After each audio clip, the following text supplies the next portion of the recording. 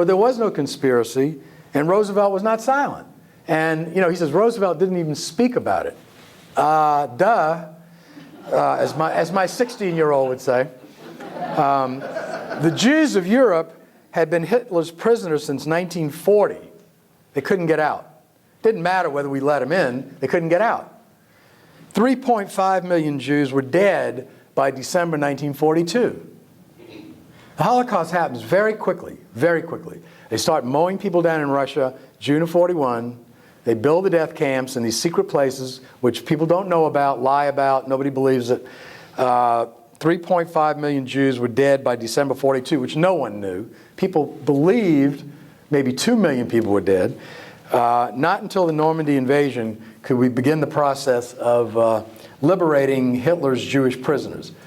Now, the other thing I like to mention, and the other very brilliant and original and deep-thinking technique that I used in my book was, I thought it might be nice to actually write the Holocaust history along with the history of World War II. There's a concept. If you don't really care what's going on in the Battle of the Bulge or Okinawa or Pearl Harbor, you can say whatever you want. But if you put Roosevelt where he was, at his desk, with the Japanese over here and the Germans here, and the war going on everywhere in the world, and all kinds of lunatics doing all kinds of crazy things, and you put everything in context, it really isn't a big mystery. Roosevelt was fighting World War II. You want to fight World War II? I mean, you want to be in charge? You want to be in charge of saving everybody in Asia and everybody in Europe, saving Western civilization from the worst menace that it faced since the Middle Ages? I think the man was under a tremendous pressure to get anything done. And I'll just give you one example. I'm not even a military historian, but I can read books on military history, and I think these Holocaust scholars can too. I think they really can. I think they can learn about the Battle of the Bulge and our Air Force and what Roosevelt was up against. I wish they would. I wish they would, because the Holocaust wasn't going on over here and World War II going on over here. World War II was going over here and the Holocaust was going over here. So, you got to talk about it together. So here's one little fact. I could talk for hours about the facts, but here's one little tiny fact. Until May of 1943, we were losing the Battle of the Atlantic. Many of you probably don't even know what the Battle of the Atlantic was. Certainly the kids in high school today don't. Well, here's what the Battle of the Atlantic was. Great Britain was going down. And the only way it was going to be saved was our building ships at a record speed and putting tanks, guns, and trucks and stuff in those ships and sailing them across the ocean to Great Britain. Okay? And the people who did that, and I told this high school class today that I spoke at, I was trying to get them interested because I realized I'm trying to get my age right.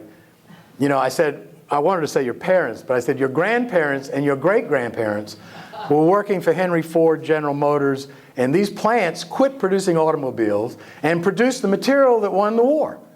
I mean, Michigan, you're in the place that won the war. Rosie the Riveter and all that stuff, it's all great hype, but it's true. It's true. What American industry did was unbelievable. Roosevelt said, we're going to make 100,000 airplanes. Everybody thought he was crazy. The Army had 900 planes.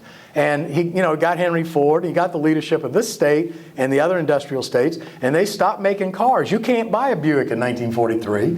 And they started making ships, guns, tanks, and it was the most unbelievable industrial output in the history of the world. And we sent ships across the sea to give to the Russians and the British. I think there were 3 French guys who were also fighting in the underground.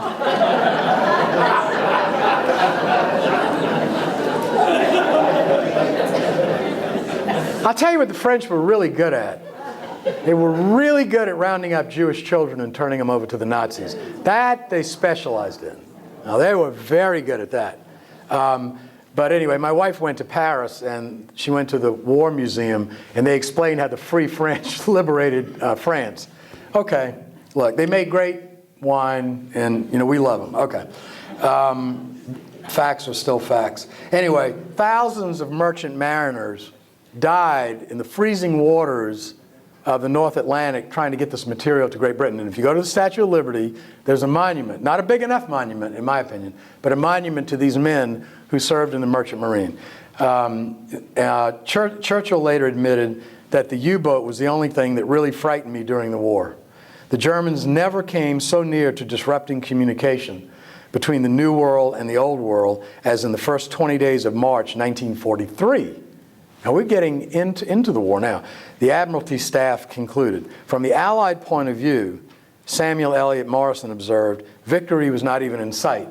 Now if the Wyman Institute wants to stop what they're doing and read Samuel Eliot Morison's magnificent volume on the naval war, it might somehow affect their views. Now let me talk about the War Refugee Board. This is an American ship being sunk by the Nazis. What we have here is Raoul Wallenberg, a great hero of the war. By 1944, it was apparent the Allies were going to win. There's no question about it. The question was how many more people were going to die in the meantime, not to mention the war in Japan.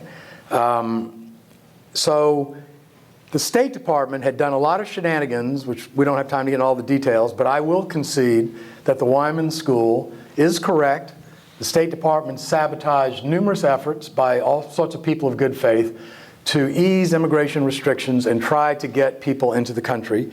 This was brought to Roosevelt's attention by Henry Morgenthau, and a lot of people were raising Cain about it, including the Bergson group, who I don't like, and who are the heroes of the Wymanites, and it's too involved to get into in a brief speech. But the bottom line is Roosevelt, whether he was pressured to do it or whether he decided to do it, created something called the War Refugee Board. The War Refugee Board was created by executive order, and Roosevelt put $1 million of his discretionary funds in it, and the Jewish community, the Joint, put in millions more. And they said, we're going to try and save the Jews of Hungary. And well, let me go back and talk for a minute about this. In 1944, Hungary still had about 750,000 Jews. The Hungarians had not been big on the Holocaust. You know, the Italians, by the way, have a very good record on the Holocaust. They didn't cooperate at all with Hitler.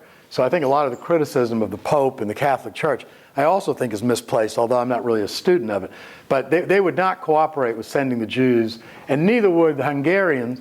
And Hitler, by 44, had invaded Hungary, and a lot of right-wing people had taken over, and they wanted to move by train the Jews from Hungary to Auschwitz, which is not that far away.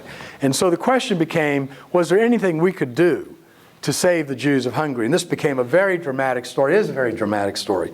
And we failed at that. The War Refugee Board went into effect. Wyman's position is kind of interesting. He wants to prove that the War Refugee Board was successful. So he says that the War Refugee Board saved 200,000 lives. I personally don't think they did that well. Maybe they did, maybe they didn't. There is no history of the War Refugee Board. Somebody someday will study this. But it was accomplished by the Roosevelt Administration and the American Jewish community and people of goodwill who were not Jews, and a lot of other people. In fact, the Catholic Church was very involved in broadcasting messages into Hungary to cooperate with the Allies. I mean, the American people stood up to the plate on this. But Raoul Wallenberg has become a revered figure.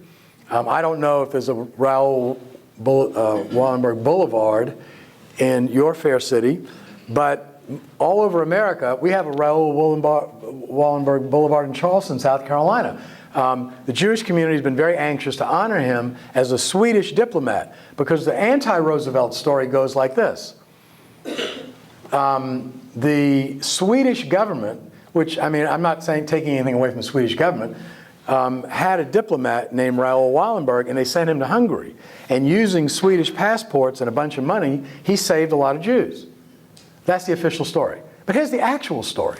The actual story is that the War Refugee Board was an American agency created by Franklin Roosevelt and funded by the federal government and the American taxpayers and the Jewish community.